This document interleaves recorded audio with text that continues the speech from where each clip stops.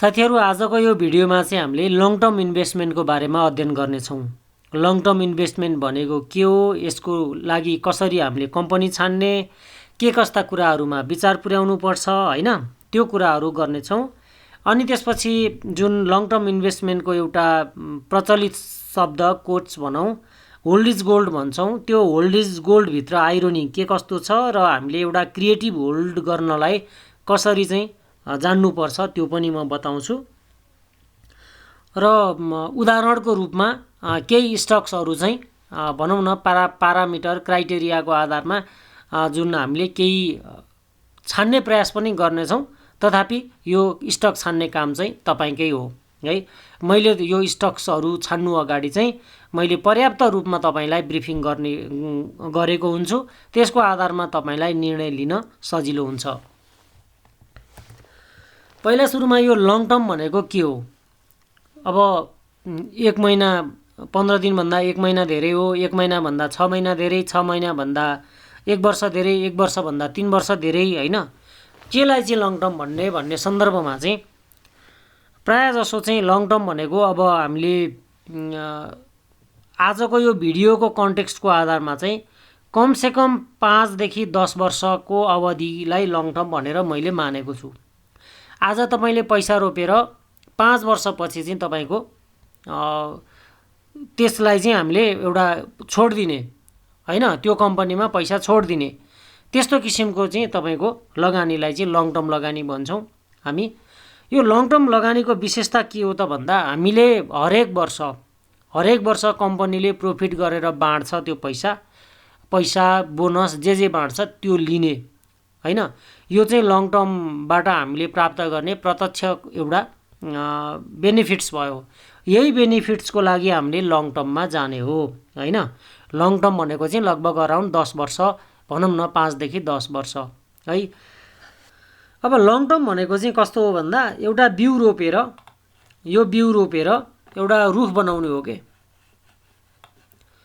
यो बिचमा तपाईको यो बिउलाई रुख बन्नको लागि धेरै समय लाग्छ र रुखले जब फल दिन थाल्छ नि तब त्यो फल टिपेर खाने हो। अब ट्रेड गर्ने भनेको चाहिँ यो रुखै बेचेर खाने हो। अनि इन्भेस्टमेन्ट भनेको चाहिँ यो रुख जस्ताको तस्तै हुन्छ र यसलाईमा चाहिँ यो जुन फल फल्छ त्यो फल खाने हो है। हामीले यसरी बुझ्नु पर्यो पहिला सुरुमा। र यो अलिकति बोरिङ किसिमको काम पनि हो। के बुझ्नुहोस् भने जस्तै ट्रेड भनेको चाहिँ तपाईले भोटेकोसीमा र्याफ्टिङ गरेको बुझ्नुहोस्। अनि यो इन्भेस्टमेन्ट भनेको चाहिँ पोखरामा गरेको बोटिङ भन्नुहोस्। यो बोटिङमा के हुन्छ भन्दा सेफ्टी हुन्छ र तपाईले चाहिँ भनौँ न एक किसिमको यो एडभेन्चर होइन यो हैन। यो चाहिँ एउटा सेफ्टी हो, भरपर्दो हो, डेस्टिनेसनमा पुग्ने एउटा बाटो हो। ट्रेड भनेको चाहिँ एकदम एक्साइटमेन्ट हुन्छ, रिस्क ज्यादा हुन्छ, रिवार्ड पनि ज्यादा हुन्छ, त्यो भनेको चाहिँ ट्रेड हो। हामी आज ट्रेडको कुनै पनि पाटो छलफल गर्ने छैनौँ। हामी भनेको चाहिँ इन्भेस्टमेन्टमा मात्रै फोकस हुन्छौँ।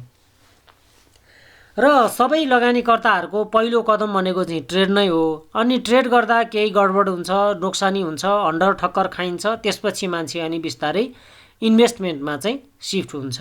र इन्भेस्टमेन्टमा हामीले यो जुन अब कम्पाउन्डिङ भन्छ र अल्बर्ट आइन्स्टाइनले चाहिँ यसलाई 8th wonder of the world पनि भनेका थिए हैन। हामीले चाहिँ इन्भेस्टमेन्टमा कम्पाउन्डिङमा विश्वास राख्ने हो र तपाईको चाहिँ राम्रो रिटर्न पाउने हो है। म एउटा उदाहरणबाटै सुरु गर्छु। मेरो एक्सेल फाइल छ यहाँ।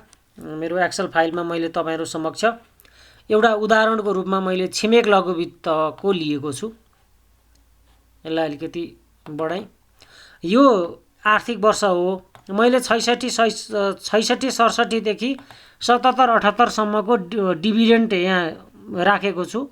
यो डिभिडेन्ड चाहिँ बोनसको रूपमा छ है। बोनस यति दियो। मानौ 66-67 मा तपाईले 100 किता 100 रुपैयाँमा किन्नु भएको थियो भने 66-67 मा 1 किताको हुन त त्यहाँ चलन चल्तीमा 65-66 रुपैयाँ पनि मैले देखेँ हैन। ल मानौ तपाईले 100 रुपैयाँ हालेर त्यति बेला किन्नु भएको थियो। तपाईले 100 किताको चाहिँ तपाईले 100 × 100 बराबर 10,000 रुपैयाँ लगानी गर्नु भएको थियो भने हैन। अब त्यो 10,000 रुपैयाँ आज 77-78 सम्म आइपुग्दा कति चाहिँ तपाईँको पोर्टफोलियो ग्रो हुन्थ्यो भनेर यहाँ मैले हिसाब गरेको छु। मानौ तपाईँ त्यो बेलामा पैसा लगाएर छोडिदिनु भयो, पहिलो वर्ष 66-67मा 50% बोनस दिया रहेछ, तपाईँको 100 किता 50 किता बोनस आयो, 150 भयो। अनि 67-68मा केही पनि दिएन छ, हामीले 150 को 150 भयो। 68-69मा 25% बोनस दिएछ, तपाईँको 37 किता चाहिँ तपाईँको आयो पोर्टफोलियोमा, तपाईँको किता 187 किता भयो।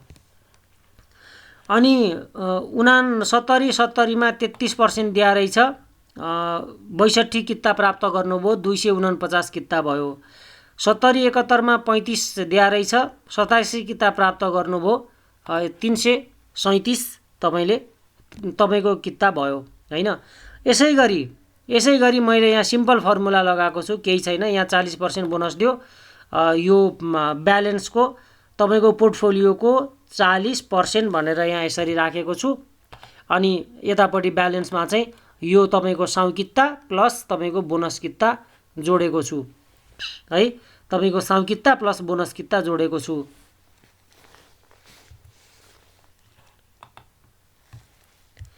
अब यसै गरी गर्दै गर्दा तपाईँको 70-71मा 337 किता, 71-72मा 472 किता, 72-73मा 660 किता, 73-74मा 792 किता, 75-76मा 1000 किता, 76-77मा 1228 किता र 77-78मा 1560 किता हुँदो रहेछ, जुन आज यसको लगभग 1500 चलिराखेको छ। अहिले धेरै मार्केट गिरावट हुँदा पनि आजको रेटमा तपाईँको पोर्टफोलियोको मूल्याङ्कन यो 10,000 चाहिँ कति हुने रहेछ, 11 100 1000 10,000 लाख 10 लाख 23 लाखको तपाईँको पोर्टफोलियो है। तपाईँको कतिको वृद्धि भयो त एभरेजमा भन्दा, यो माइनस यो डिभाइडेड बाई यो इन्टु 100, तपाईँको 23,312% चाहिँ तपाईँको पोर्टफोलियो ग्रो भयो। 10,000 को पोर्टफोलियो तपाईँको 23 लाख भयो है। अब यही चाहिँ तपाईँले हैन, मैले अब भनिहालेँ, यो यही देखाएको हो छिमेक लघु वित्तको, मैले उदाहरणको रूपमा तपाईँलाई भनेको पनि यही हो। यो लेभलमा तपाईँले जस्तै 2013मा कति चलिरहेको थियो, 60-65 रुपियाँ चलिरहेको थियो, 2014मा 108, 2015मा 200, त्यो लेभलमा चाहिँ तपाईँको चलेको हो।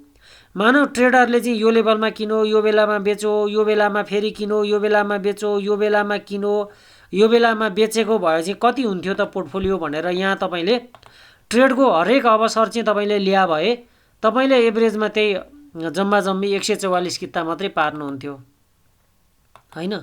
अहिलेको रेटमा तपाईँको चाहिँ पोर्टफोलियो 144 किताको मात्रै हुन्थ्यो। भन्नुको मतलब तपाईँको यो तपाईँको 69,000 को पोर्टफोलियो हैन, पहिला सुरुमा चाहिँ तपाईँको 69,000 को पोर्टफोलियो अहिले 2,75,000 मात्रै हुन्थ्यो। अब कहाँको 2 लाख कहाँको 23,000 भयो नि हैन। एकचोटि तपाईँ आफैले हिसाब गर्नु न, हरेक ट्रेडको अवसर लिएको भए चाहिँ कति कमाउँथ्यो भनेर थाहा भइहाल्छ नि। उसले चाहिँ त्यहाँ पैसा थपेको हुनु भएन हैन। अब यसमा मैले बिचको ग्यापमा बोनस खाएको हिसाब गरेको छैन। बोनस खाएको भए अलिकति बढ्थ्यो भनेपछि यदि बोनसलाई छाड्ने हो भने त ट्रेड गरेर मात्रै उसले त त्यही अराउन्ड 275% मात्रै ग्रो गर्ने रहेछ। यता 23,000% ग्रो भयो हैन त। यसरी चाहिँ तपाईँको इन्भेस्टमेन्टको चाहिँ चार्मिङ यसरी हुन्छ के। यो कुरा मैले तपाईँलाई डाटाबाट देखाएँ। सबै कम्पनीमा यस्तो हुँदैन। छिमेक लघु वित्त मैले राम्रो ग्रो गरेको कम्पनी देखाएँ, नराम्रो ग्रो गरेको डिभिडेन्ड दिँदै नदिएको कम्पनीहरू पनि त छन् नि त मार्केटमा। त्यस्तो कम्पनीमा त होल्ड इज गोल्ड भनेर भएन हैन त। लागतै धेरै अत्याधिक परेको कम्पनीमा त तपाईँको होल्ड इज गोल्ड भनेर भएन। भन्नुको अर्थ चाहिँ के हो भन्दा यदि कम्पनी सही छान्न सक्यो भने त्यो रुख उमारेर फल खानै बेस हुन्छ। अब यो कम्पनी 100 रुपियाँमा किन्या, यो बढ्दै बढ्दैन कहिले पुग्नु भनेर यो 2012मा किनेको मान्छे त फ्रस्ट्रेट हुन्थ्यो होला नि यदि उसले प्याटर्न्स नराखेको भए त। अब यो यस्तो प्याटर्न्स राख्ने छँदा पनि छैनन्, बिरलै मात्रै हुन्छन् हैन। ल भन्नुको अर्थ निष्कर्षमा यही हो कि राम्रो फल फल्ने यदि रुख बिरुवा छ भने त्यो बोट काट्नुभन्दा फल खानुमै फाइदाजनक चाहिँ देखिन्छ। यसको डार्क साइडहरू पनि म तपाईँलाई भन्छु अहिले, चिन्ता नगर्नुहोस् हैन। मैले भन्न खोजेको चाहिँ कम्पाउन्डिङको पावर देखिहाल्नु भयो है। अब के कस्ता कुरा विचार गरेर चाहिँ हामीले लङ टर्मको लागि कम्पनी छान्न सक्छौँ त भन्दा पहिला सुरुमा त हामीले इन्डस्ट्री हेर्नुपर्छ। कुन इन्डस्ट्री चाहिँ एकदम सम्भावना भएको छ। आज होस् नहोस् मतलब भएन, 5 वर्षपछि 10 वर्षपछि त्यो एकदम दामी हुनु पर्यो होइन। आज राम्रो भएको कतिपय नराम्रो हुन सक्छन्, आज नराम्रो भएको कतिपय राम्रो हुन सक्छन्। त्यही भएर भविष्यपरक दृष्टिकोण तपाईँमा हुनुपर्छ, एक नम्बर कुरा है। जस्तै मैले यसो सम्झिन्छु कि कहिलेकाहीँ यो 55-56 सालतिर काठमाडौँतिर यो के अरे पुल हाउसको एकदम फेसन थियो। अनि 60, 61, 62, 63, 64 यी सालहरूतिर चाहिँ काठमाडौँ एरियातिर साइबर क्याफे एकदमै धेरै चलेका थिए होइन। त्यसपछि मोबाइल टेक्नोलोजी आयो, हात हातमा मोबाइल आयो, मोबाइल डाटा एकदम सर्वसुलभ एकदम राम्रो तरिकाले आयो। आज साइबर क्याफे लोपोन्मुख अवस्थामा छन् होइन। काहीँ डेस्कटप पब्लिसिङ भनेर 1-2वटा चाहिँ पुराना चाहिँ देखिन्छन् कुनै कुनै। मतलब अब मोबाइल टेक्नोलोजी आयो, अब हाम्रो भविष्य चाहिँ अन्धकार छ भनेर चाहिँ तपाईँको त्यो बेलामा साइबर बेच्नेहरूले त धेरै राम्रो गरे नि होइन। भन्नाले भविष्यमा के को चाहिँ तपाईँको सम्भावना छ, के को चाहिँ छैन, के कस्तो प्रविधि आइराखेको छ, त्यसले हाम्रो बिजनेसमा के कस्तो असर गर्छ भन्ने कुरा पहिले नै थाहा हुन जरुरी छ के।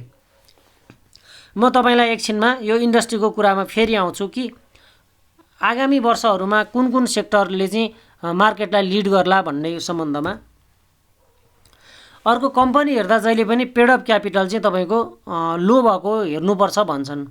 हुन त लो र हाईको आफ्नै परिभाषा छ है। पेड अप क्यापिटल बढाउनै नचाहने, पेड अप क्यापिटल दिनै नसक्ने कम्पनी पनि काम छैन।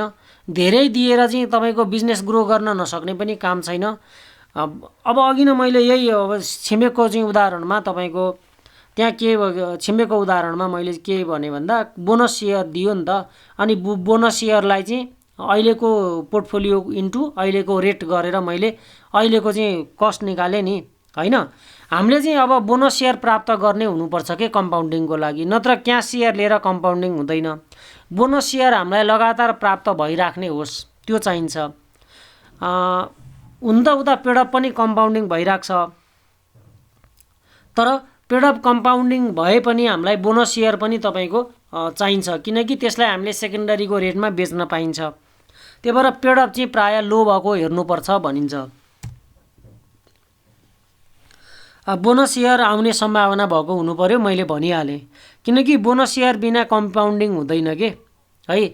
डिभिडेन्डको पनि डिभिडेन्ड खान त तपाईँको बोनस सेयरै आएको हुनु पर्यो नि है। अब लगानीकर्ता प्रति उत्तरदायित्व पनि भएको हुनु पर्यो कि जनताको पैसा हामीले लिएर आइसकेपछि यसको रिटर्न जनतालाई चाहिँ दिनुपर्छ है। हामीले यसरी कम्पनीको खातामा थुपार्नु हुँदैन भन्ने किसिमको त्यो म्यानेजमेन्ट टिममा त्यो भावना हुनुपर्छ। अर्को म्यानेजमेन्ट टिमको त कुरा गरिहालेँ, अनुशासित, लगनशील, अलरेडी अरू कुनै व्यवसायमा सफल भएका, सामाजिक प्रतिष्ठा आर्जन गरेका, यस्तो किसिमको चाहिँ रेपुटेसन भएको कम्पनीमा चाहिँ लङ टर्मको लागि राम्रो हुन्छ।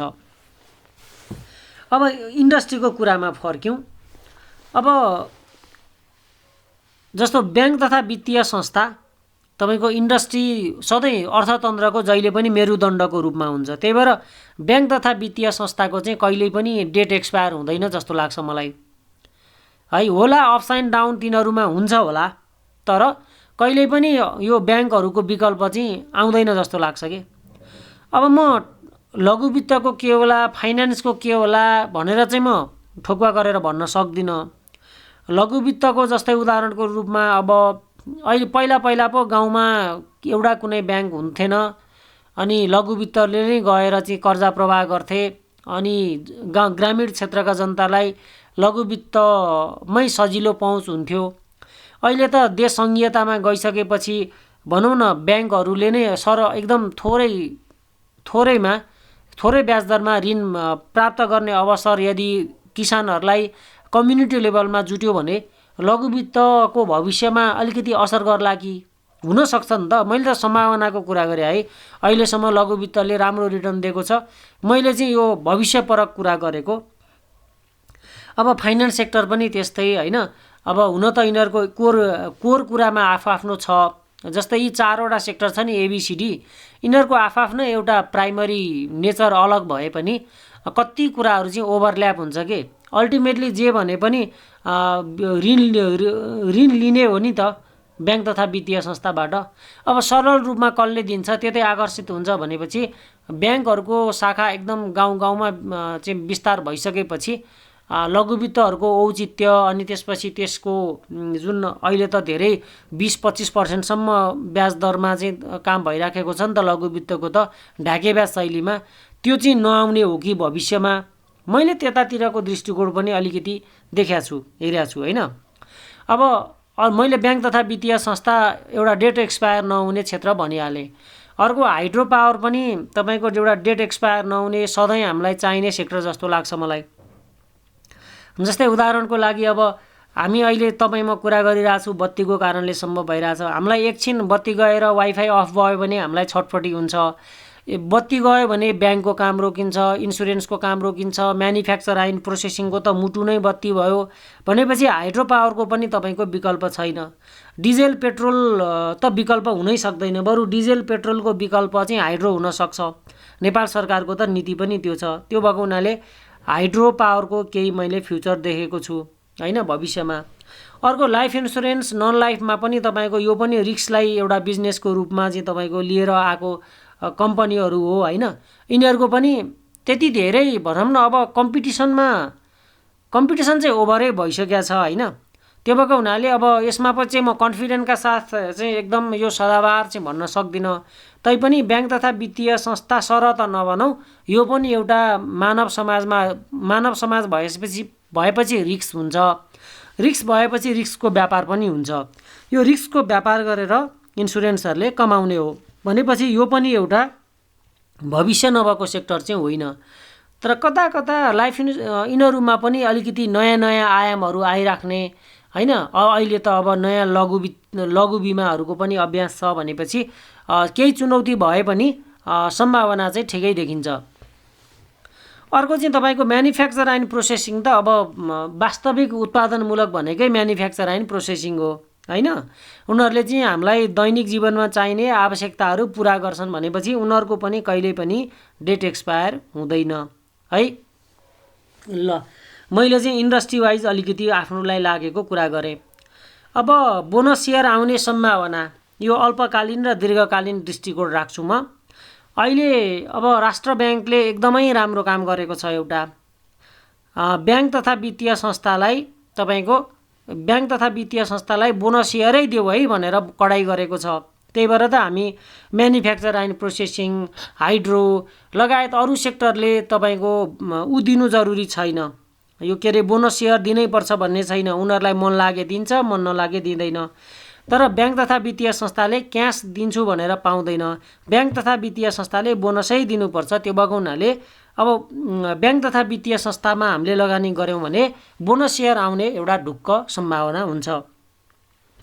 लगानीकर्ताप्रति उत्तरदायी कम्पनी भनेको हामीले डिभिडेन्ड हिस्ट्री हेरेर थाहा पाउनुपर्ने हुन्छ कि जनतालाई डिभिडेन्ड दिनुपर्छ भन्ने संस्कार उनीहरूमा छ कि छैन।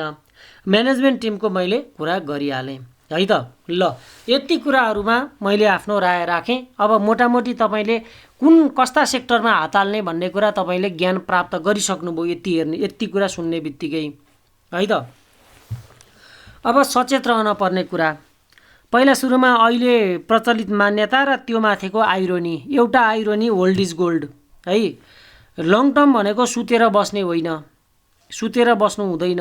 लङ टर्ममा लगानी गरेपछि पनि तपाईँले कम्पनीको फन्डामेन्टल रिपोर्टहरू हेर्ने।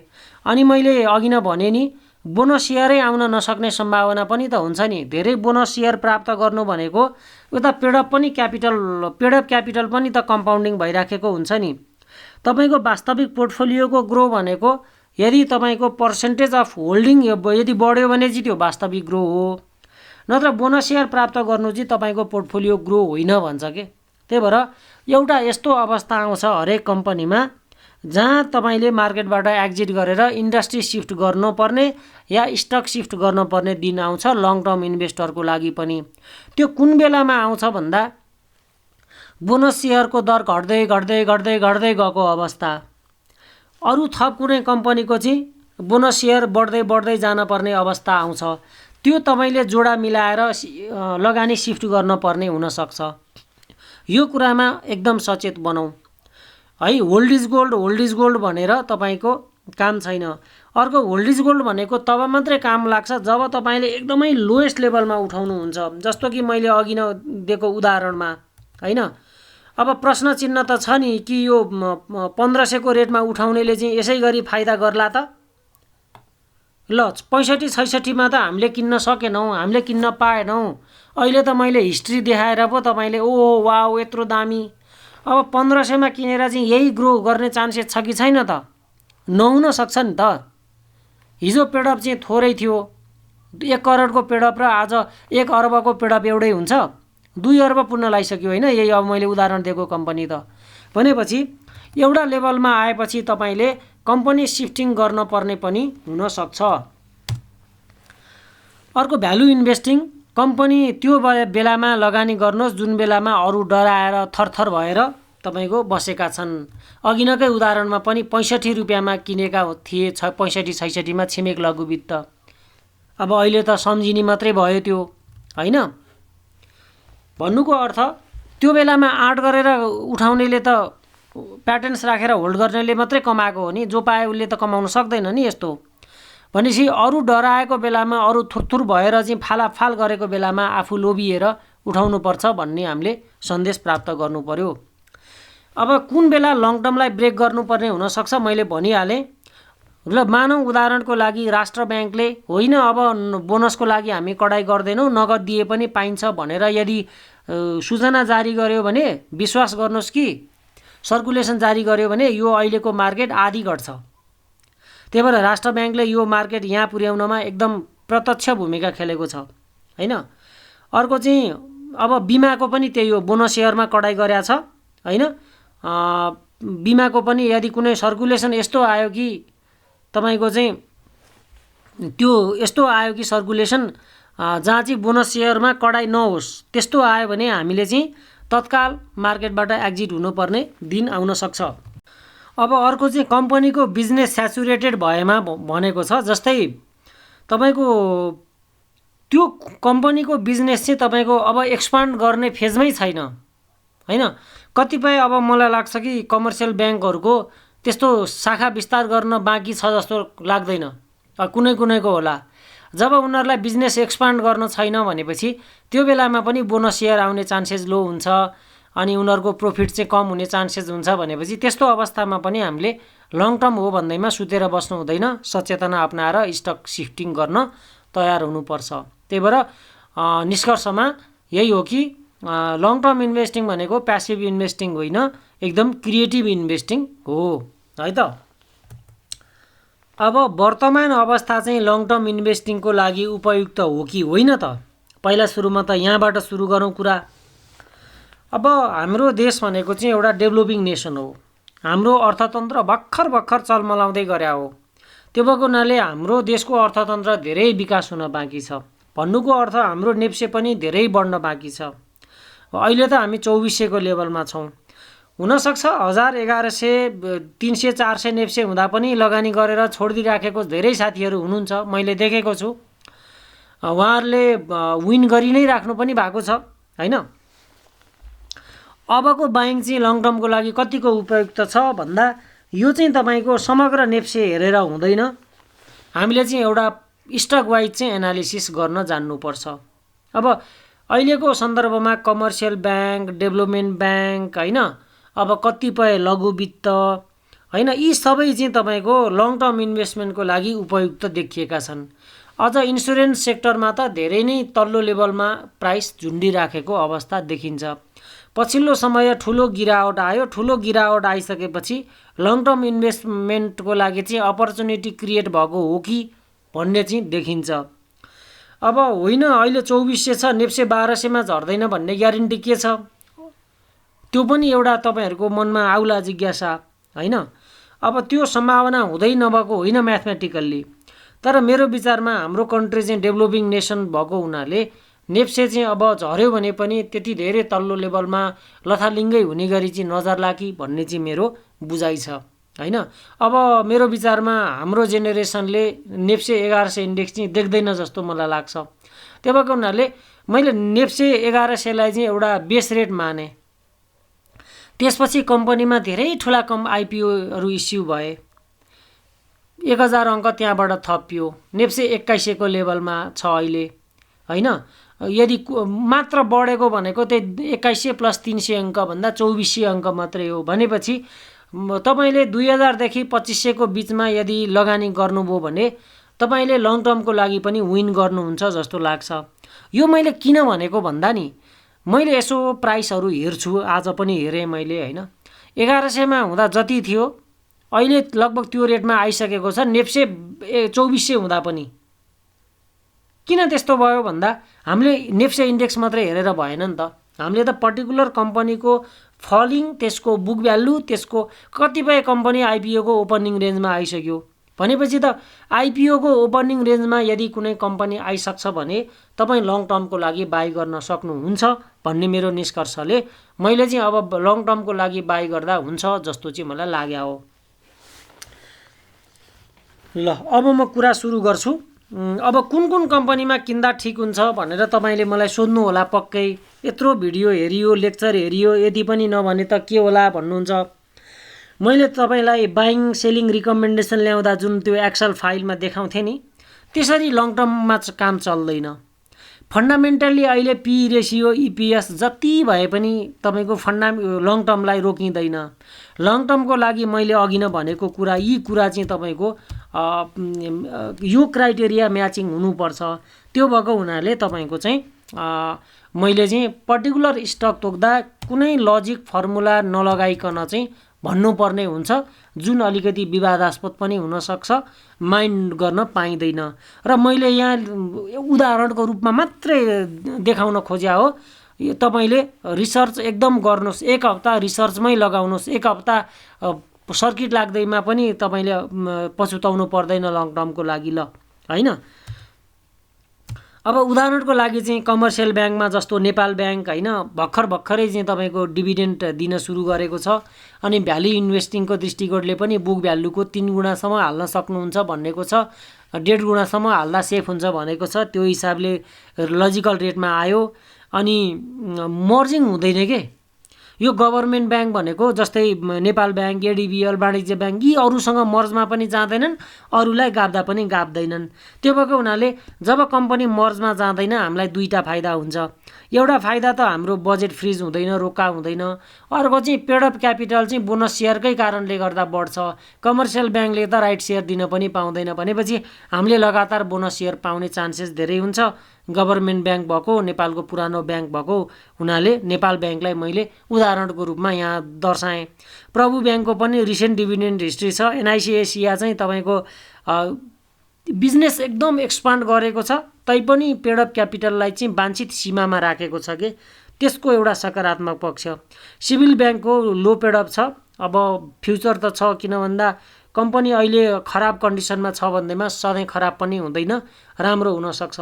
यी बाहेक अब पिसिबिएल भन्नुहोस्, सानिमा भन्नुहोस्, Laxmi bank, Mega bank, Machhapuchchhre, यी सबै कमर्सियल ब्याङ्कमा अहिले एकदमै भ्याल्यु इन्भेस्टिङको प्रिन्सिपलले तपाईको तल्लो लेभलमा आएको बेलामा लगानी गर्नुभयो भने राम्रो हुन्छ। अब हुनसक्छ कम्पनीको पेड यो कमर्सियल ब्याङ्कहरूको पेड 25 अर्ब बनाउने भन्यो भने त हामीलाई धेरै राम्रो। धेरै कम्पनीमा चाहिँ 10 अर्ब बराबरको पेड अफ क्यापिटल भएको कम्पनीमा त मजाले लगानी गर्दा हुन्छ हैन।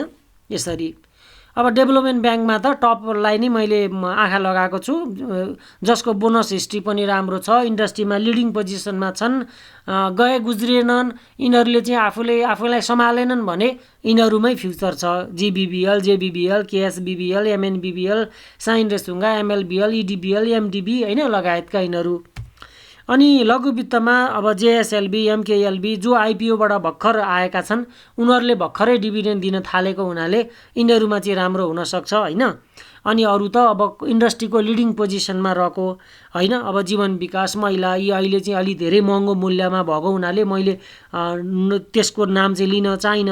हैन, डिडिबिएल, एनआइसी एसिया लघु वित्त यिनीहरू चाहिँ केही समयदेखि कारोबार भएर टेस्टिङ फेजमा छ।